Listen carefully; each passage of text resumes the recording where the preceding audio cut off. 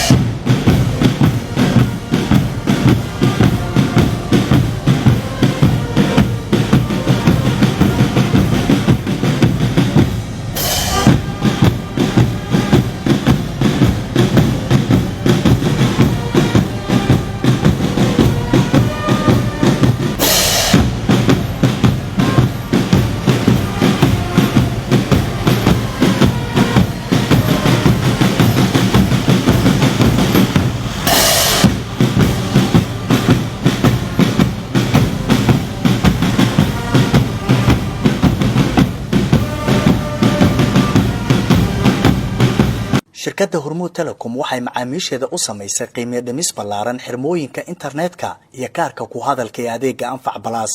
xirmada cusub ee 25 senti waxaa laga dhigay 400 MB iyo 10 daqiiqo oo ku hadalka gudaha ah, halka xirmada 0.5 kana laga dhigay 850 MB iyo 30 daqiiqo oo ku hadalka gudaha ah.